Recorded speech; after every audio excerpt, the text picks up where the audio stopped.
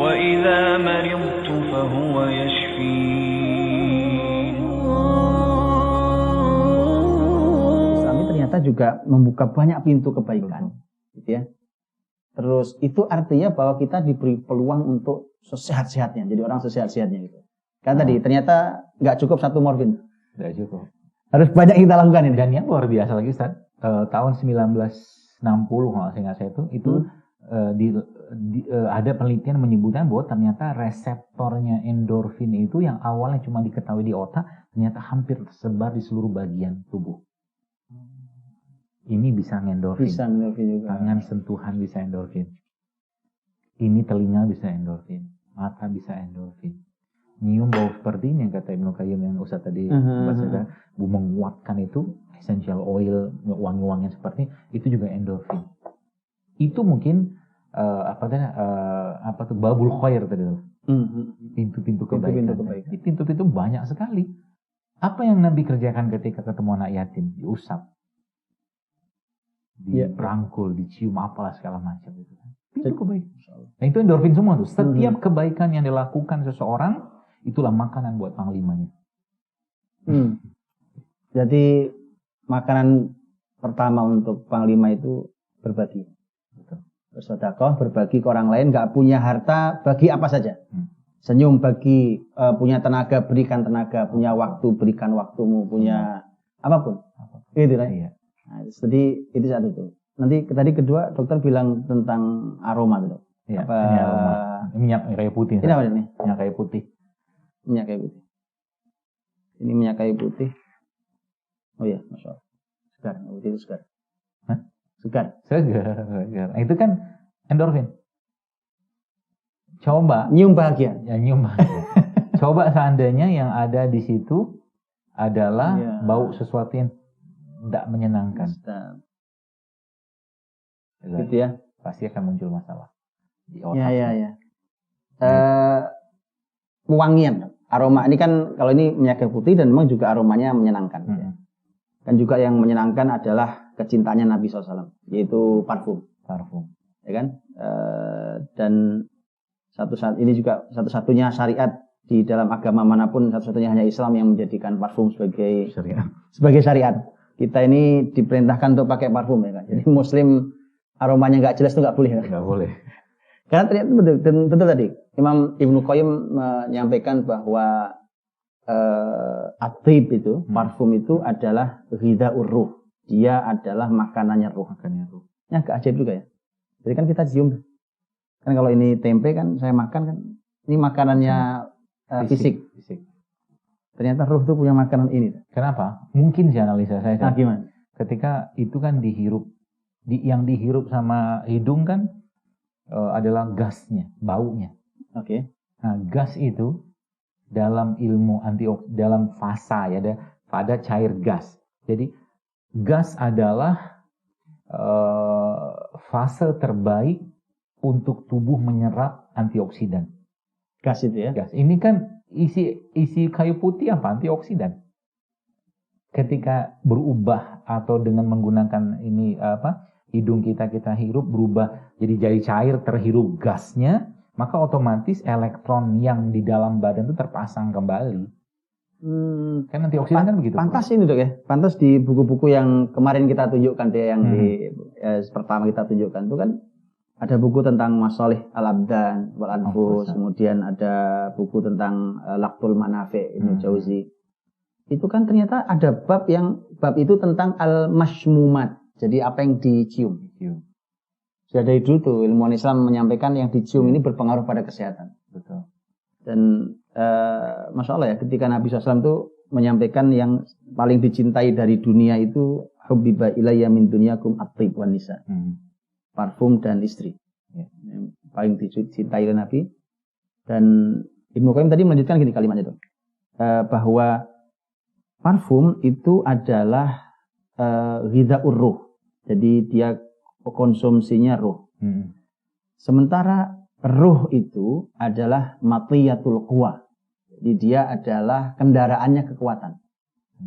Kekuatan kita itu dia akan kendaraannya adalah ruh kita. Kalau rohnya kuat ya kekuatannya berdahsyat. Kalau rohnya melemah ya nggak punya kekuatan, gitu kan? Benar. Sementara parfum itulah yang menambahi kekuatan. Jadi roh, ya kan? Jadi makanannya roh adalah parfum, makanan roh. Roh ini kendaraannya kekuatan. Ternyata parfum itu menambahi kekuatan. Ya. Masya Allah. Luar biasa. Itu memberi nutrisi Panglima. Panglima. Jadi setelah ini kita harus parfumnya lupa nih parfum. Nah, cuman tadi harus di contoh gini, kalau saya di mobil kan di Indonesia kan kaya Ustaz, kaya dengan wangi-wangian. Ya, wangi-wangian kan di Indonesia itu sangat kaya. Jadi termasuk ada pandan. Pandan itu sebenarnya kalau kita potong-potong keringkan, itu kita letakkan di bawah mobil kita itu sudah wangi-wangian luar biasa, tuh relaksasi banget buat badan. Daripada pakai yang sintetik-sintetik kalau saya sih. Seperti itu. Jadi yang jadi masalah ketika dia sudah dibuat jadi sintetik, apa sih bukan masalah. Maka kita kembalikan saja ke bagaimana Allah menciptakan itu. Tadi balik ke bumi tadi. Kembali ke buminya. Karena kita fisiknya dari bumi, kita ini baiknya dengan apa yang dari bumi.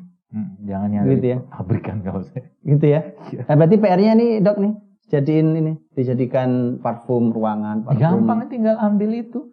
Ambil satu mungkin berapa tetes ya, 5 tetes, campurin air, kasih spray biasa itu, semprotkan ruangan. Sudah menyemprot antioksidan. Wah, sesimpel itu. Dan kalau saya suka lagi senang banget dengan minyak-minyak wangi seperti ini. Jadi rumah ada lemon, ada tea tree oil, macam-macam tuh saya punya tuh. Dan itu emang yang paling mahal emang kan ya kasturi ya, mist gitu kan paling mahal itu. Kalau badan Nabi itu disebut sebagai badan yang sangat wangi. Jadi kan satu-satunya badan manusia yang asli penciptaannya wangi hanya Rasul. Jadi Rasul itu sesungguhnya tidak perlu pakai parfum.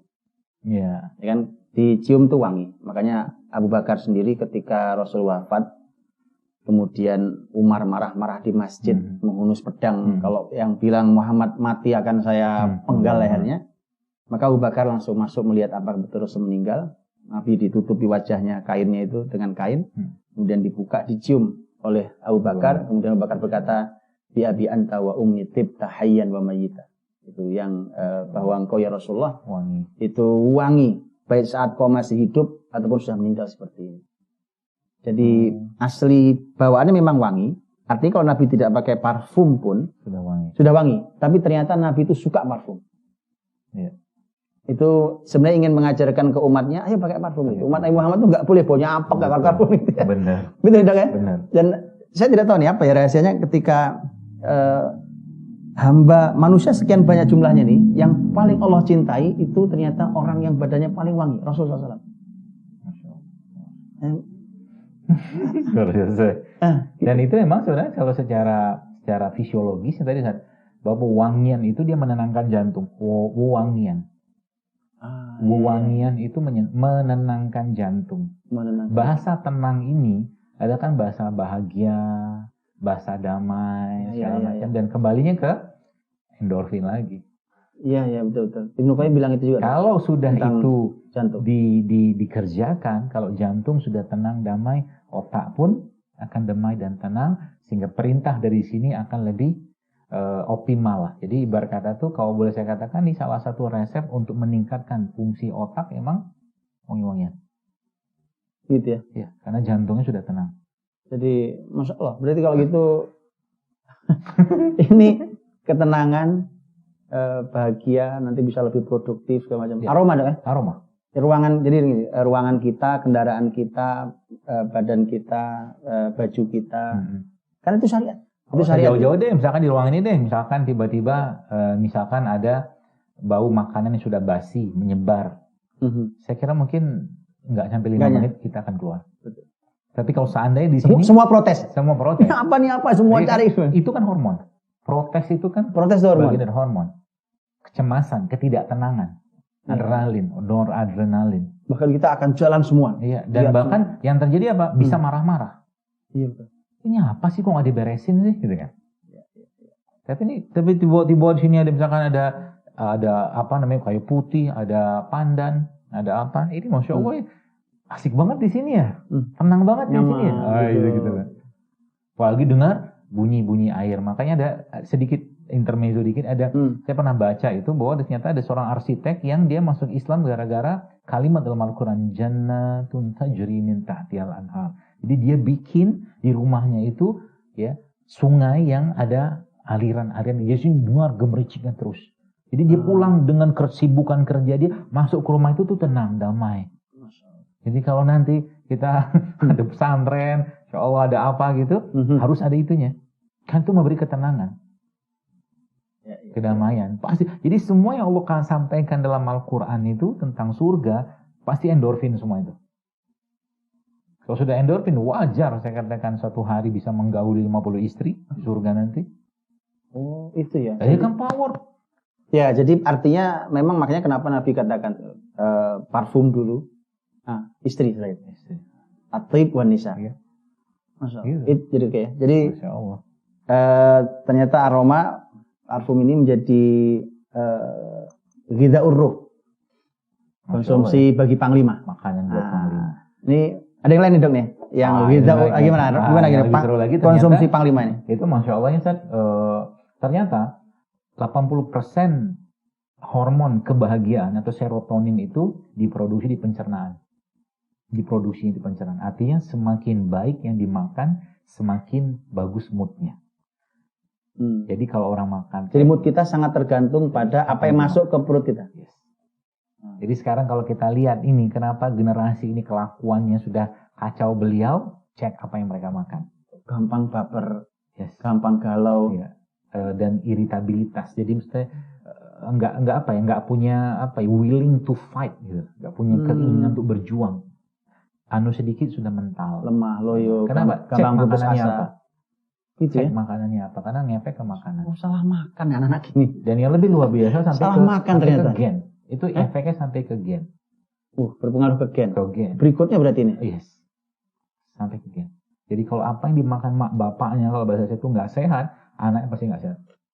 Apa hubungannya dengan itu? Dengan sabda Rasul SAW. Nabi sampai memberikan kalimat itu sampai mutlak ini kalimatnya. Kata Nabi, mala abnu adam wi'aan syarron min batni. Tidak ada yang dipenuhi oleh anak cucu Adam. Sebuah wadah.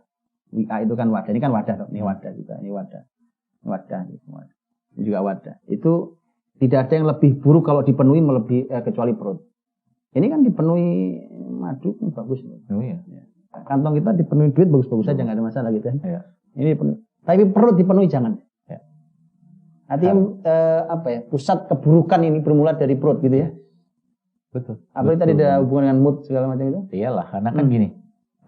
Ini sekarang misalkan ya di depan saya, di depan saya kan ada ini, ada kurma nih. Mata saya ngelihat kurma, telinga saya sudah mendapatkan informasi bahwa kurma itu bagus, kurma itu sehat gitu kan. Akhirnya dengan dua panca indera ini, saya mulai berpikir dan saya sudah mendapatkan informasi juga bahwa kurma itu manis, bakal enak di lidah. Dengan beberapa panca indera tadi, saya sudah mulai memutuskan, akhirnya jiwanya, imannya memutuskan untuk makan kurma karena ini baik. Saya makan. Saya ikutan. Ayo, bismillah. Bismillah, saya ikutan. Makan. Malah dia makan. Terus menerus makan. Sampai akhirnya perutnya penuh. Jadi batasannya apa? Batasannya, jiwanya, kolbunya, panglimanya tadi harus ngasih tahu. Dia harus menjadi panglima untuk ngasih tahu, ini benar, sehat, ini bagus.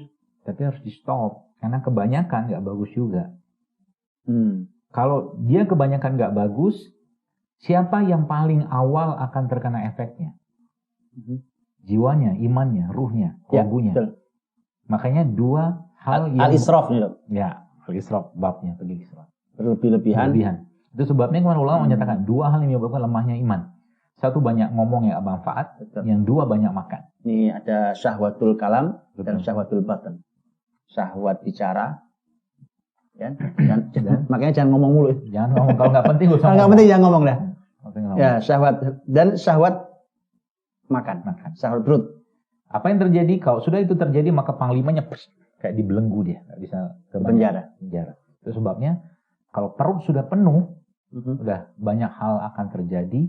orang akan malas, ibadah malas, apa semua malas, dia tidak akan dapatkan getaran-getaran tadi karena itu sudah pelanggaran sebenarnya dengan cintanya kepada Robnya. Ada ini dok, kalau kurma ini kan makanan yang bagus sekali. Ini saja kalau berlebihan dilarang. Dilarang. Apalagi yang nggak sehat. Apalagi nggak sehat gitu ya. Ya. Jadi sekarang kita lihat kenapa orang banyak makan yang nggak sehat. Nafsu kan, karena ada yang dilihat, dia dengar, dia lihat, dengar, rasakan dan informasi segala macam itu ditelan semua tanpa difilter lagi gitu kan. Akhirnya ya terjadilah kegemukan, obesitas, penyakit-penyakit degeneratif. Padahal ngobatinnya sederhana banget, kasih dia makanan yang benar. Makanan yang benar tadi kan, ini makanan benar nih, ini makanan benar. Apalagi kayak makanan-makanan mengandung bakteri-bakteri seperti ini Ustaz. Ini Masya Allah. Bakteri? Ini kan tempe. Tempe ya, Tempe ini kan, apa namanya tuh, dikasih ragi ya buatnya. Iya. Jadi ini kan fermentasi, apa ragi? Makanan fermentasi kayak begini, ya, atau probiotik ya, seperti ini itu kan, dia butuh makanan. Butuh makanan, jadi di bakterinya ini, yang ada pada tempe itu, dia butuh makanan. Makanan dia namanya prebiotik. Probiotik perlu prebiotik. Yes, makanya prebiotik paling baik ya madu kayak begini. Ini makanannya probiotik. Makanannya probiotik. Jadi kalau pilihannya dua ya. Jadi kalau kita mau makan tempe ini ya, dan tempe ini akhirnya bisa berkembang masuk ke badan kita dengan baik, bakteri-bakterinya, raginya ya kalau bahasa kita itu kan ya, kasih dia makan, yaitu madu ini. Seperti inilah. Atau dua makanan terbaik lambung kita. Ini sama ini. Jadi ini probiotiknya. Oke. Ini prebiotiknya. Jadi bisa dicampur juga dengan itu. Jangan makan sendiri dok.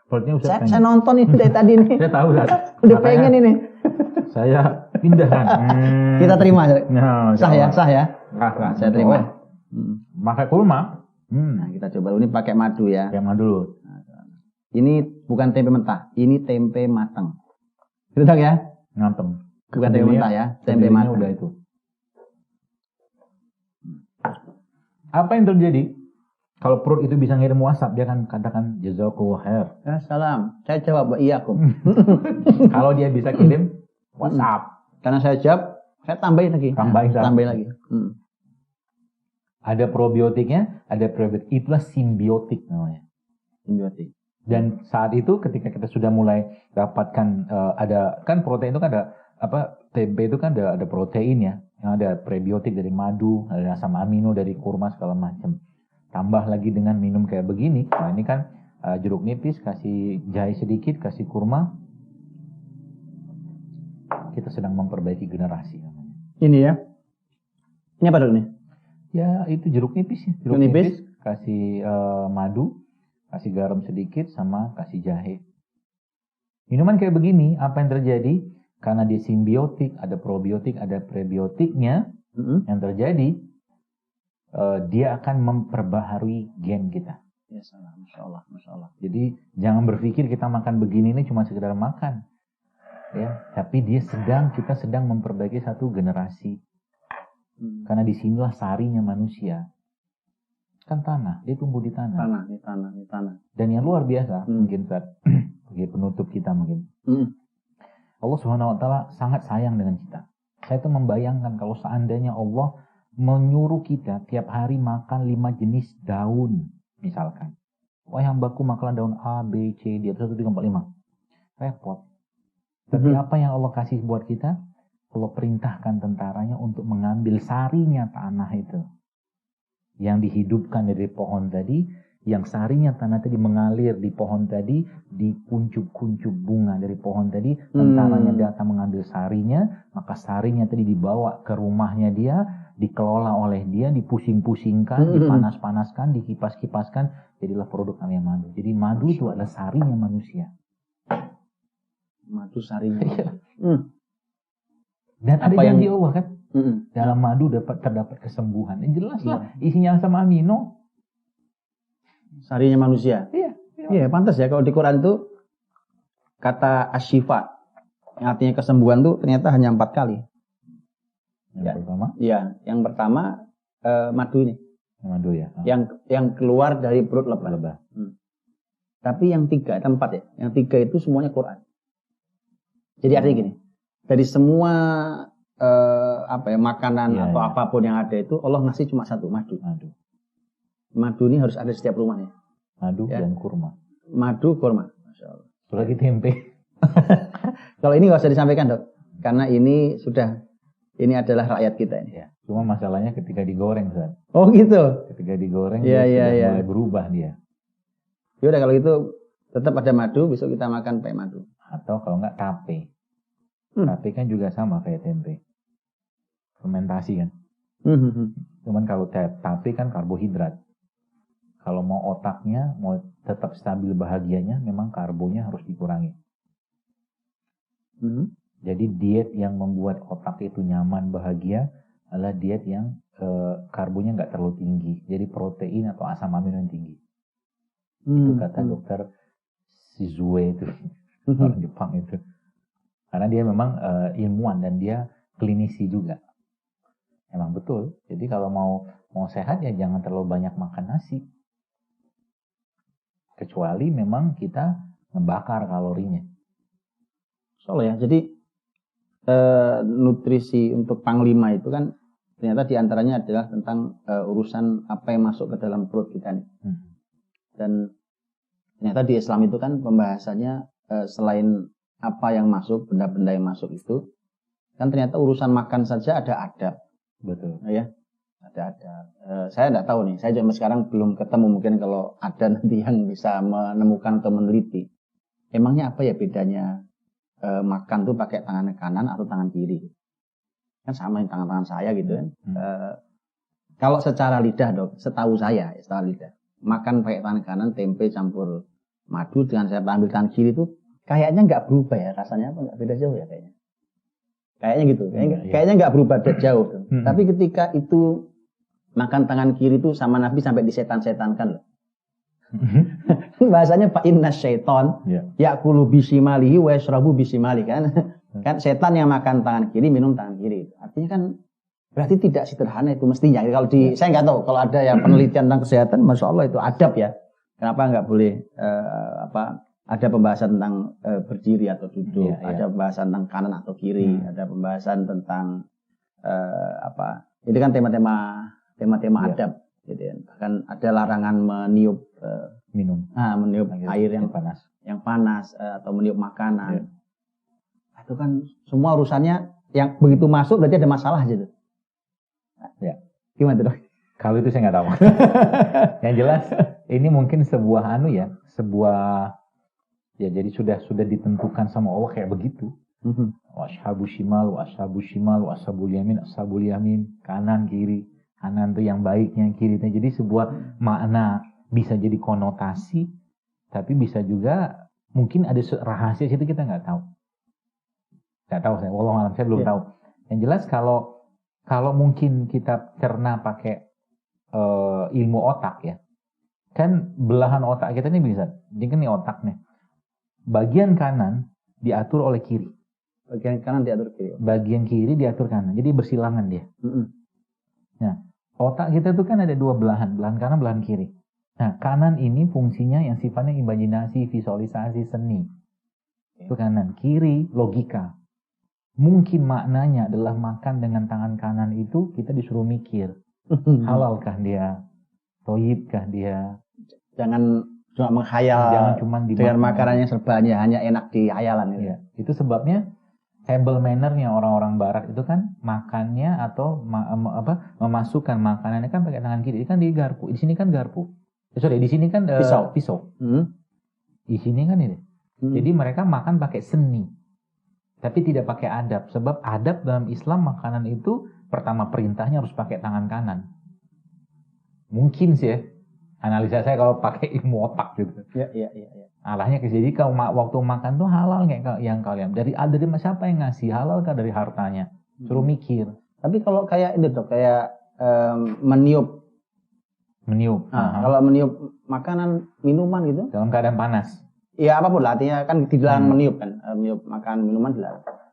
Pernah saya baca, tapi sini nggak tahu penelitian atau bukan. Tapi artinya ketika makanan panas itu ketemu dengan CO2 dari tiupan kita itu, dia akan bermanifestasi atau berubah wujud gasnya menjadi gas yang tidak baik ke badan. Jadi dalam makanan tadi itu terkumpul gas yang tidak baik. Katanya begitu. Ya, artinya kalau itu seperti itu benar kan sangat mungkin suatu hari kalau ada yang meneliti, ya kan. Siapa tahu kanan kiri itu memang memberikan pengaruh pada kualitas makanan yang kita masukkan dalam perut. Karena bisa jadi mungkin nih kalau kiri menggerakkan hormon apa gitu kan, ya kan, terus akhirnya kemudian ternyata betul kalau kiri itu akan kayak contohnya gitu kan, minum berdiri atau tidak berdiri segala macam gitu ya. Artinya kan artinya bahwa di dalam Islam tuh ternyata pembahasannya sampai pada level adab, termasuk apa yang kan kayak contohnya tadi tidak berlebihan, itu kan juga bagian dari adab. Ternyata tidak berlebihan itu kan cerita panjang tentang kesehatan kan? Betul. Nah, gitu. Dan ya penyakit zaman sekarang karena berlebihan dalam urusan makanan. Masya Allah. Iya betul. Jadi ngomongnya enak nih dong. Enak, Masya Allah itu. Itu ya tadi ya mungkin bahasa saya itu ya mood booster juga itu makanan mood booster. Makanan sumber. Jadi semua makanan fermentasi atau probiotik adalah makanan baik bagi otak. Jadi kalau anak saya kebetulan yang paling kecil umur 2 tahun tuh suka banget makan begini aja. Iya. Makan gitu aja. Jadi kita udah harus mulai membiasakan ya probiotik, fermentasi seperti itu. Karena emang di surga ada. Khamar itu. Khamar itu. Ladzah lisyaribin. Tapi tidak mabukan. Tapi itu nggak mabukan. Nggak mabukan. Fermentasi. Yang ada adalah lezat. Lezat untuk siapapun minum kalau khamar minum. Ya. Jadi, Masya Allah. Jazakallah dokter. Ini Masya Allah ini banyak sekali nih hari ini. Nutrisi untuk Panglima. Nutrisi untuk Panglima. Jadi supaya kolbu kita itu punya kesehatan jiwa bahasa kita, kesehatan jiwa, kesehatan hati. Ternyata memerlukan tadi berbagai macam hal. Macam hal tadi itu yang sedekah, yang bahkan wangi-wangian, jaga betul perutnya. Betul. Bahkan kalau bahasa Nabi itu kan salah satu bentuk sifat malu yang sesungguhnya. Karena Nabi pernah mengatakan istahyi minallahi haqqal haya. Ya. Jadi malulah pada Allah dengan sebenar-benarnya malu. Ketika ditanya malu yang sebenarnya itu gimana ya Rasulullah, kata Nabi, antahfadhar ra'sa, antahfadhal batna wa ma hawa, wa antahfadhar ra'sa wa ma wa'a. Kamu jaga perutmu dan apa yang dikandungnya. Dan kamu jaga kepalamu dan apa yang difikirkannya. Itu penjagaan perut. Semua itu. Betul, itu semua itu. Satelitnya semua itu. Wah, lah itu. Masya Allah, insya Allah. Masya Allah. Masya Allah, insya Allah, alhamdulillah. Masih banyak lain, insya Allah. Ini mudah-mudahan dengan ini kita fahuwa yashwi nih, dok. Amin, fahuwa yashwi. Kita kembalikan esensi itu. Kita kembalikan pada Allah SWT, insya Allah. Baik, insya Allah. Jazakallah khair. Ini terima kasih banyak dokter. Hari ini kita diskusi luar biasa. Insya Allah kita bertemu nanti di pertemuan berikutnya di berbagai macam hal yang ternyata syariat ini betul-betul ingin menjaga kesehatan dan kebahagiaan untuk kita. Jumpa lagi insya Allah di pertemuan berikutnya Ustaz, di acara Fahuwa Yashwi ini insya Allah. Dan kita tutup. Assalamualaikum warahmatullahi wabarakatuh.